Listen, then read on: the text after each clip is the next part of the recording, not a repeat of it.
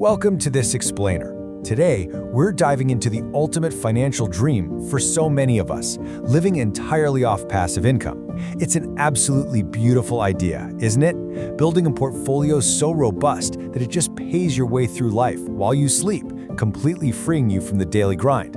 But as we explore Singapore's dividend investing scene today, we're going to see that the most obvious paths, well, they often hide some pretty devastating traps. Let's get right into it.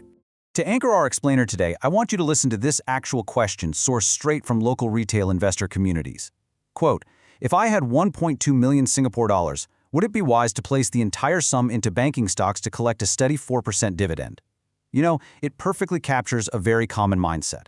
It sounds so clean, so logical, right? You hit a magic number, you buy a stable asset, and you just live off the yield.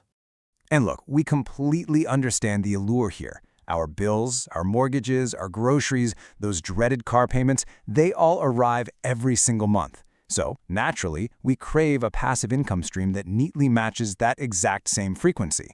We want a portfolio that effortlessly acts as a replacement paycheck, offering this tangible cash flow that hits our bank accounts every 30 days. It honestly provides a profound, almost addictive psychological comfort. But this brings us to a crucial question. One that seasoned investors often ask when they're mentoring newcomers. Are you optimizing for frequency at the cost of your future? As you'll see as we analyze the community discussions, prioritizing exactly when you get paid over how your portfolio is fundamentally constructed, well, that can actually introduce hidden and sometimes completely devastating risks to your retirement. Let's look at Path 1, the monthly ladder trap. Because most stocks or ETFs here in Singapore pay out quarterly or semi-annually, investors will often deliberately build what's called a dividend ladder. They'll buy Company A because it pays in January and April, then Company B for February and May, and so on. The entire goal is to stagger different securities just to force a seamless monthly cash flow. But here is the reality check, brilliantly illustrated by this community quote. Trying to get monthly dividend is really missing the forest for the trees. Why are you optimizing for frequency? See, when you enforce a strict monthly ladder, you are severely constraining your investment choices. You might end up passing on a fantastic, fundamentally strong company simply because its payout month overlaps with something you already own in the portfolio.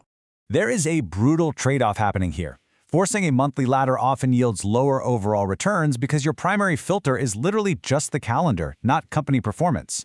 But if you focus purely on buying quality, sustainable assets, you ignore payout frequency entirely, and instead you prioritize overall yield, valuation, and capital preservation. So what is the community's simpler, much more effective solution to all this? It's 3 easy steps. Step 1, buy quality, sustainable assets regardless of when they pay. Step 2, collect those larger lump sum dividends. And Step 3, simply divide that amount by 12, park it in a high-yield savings account, and spend it slowly yourself. Essentially, you become your own monthly dividend manager. Moving on to Path 2, the all-in bank illusion. $1.2 million. For most people, this represents a life-changing amount of capital. It's the result of decades of hard work and sacrifice. Throwing this entire pot into a single sector just to collect a 4% yield, that is an incredibly high-stakes gamble with your life savings.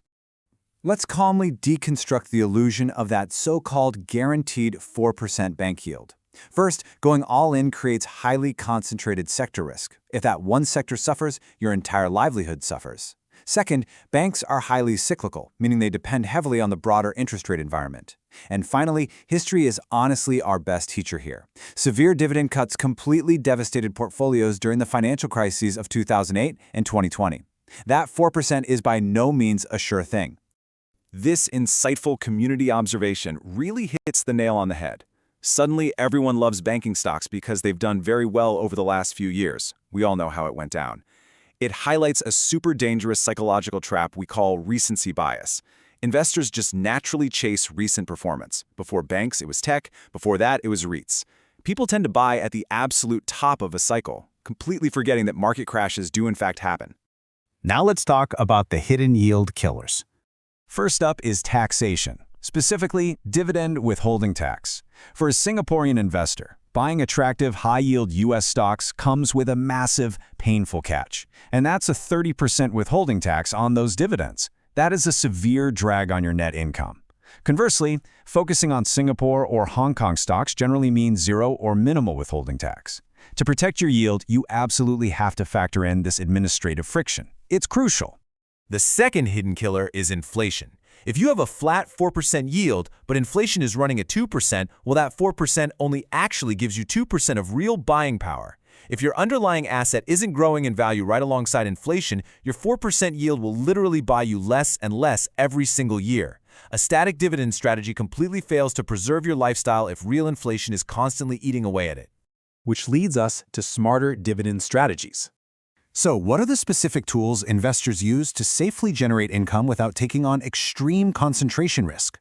Well, you can use a ladder of Singapore savings bonds, or SSBs, for a very low-risk yield. For broad market exposure, the STI ETF is a staple in many portfolios.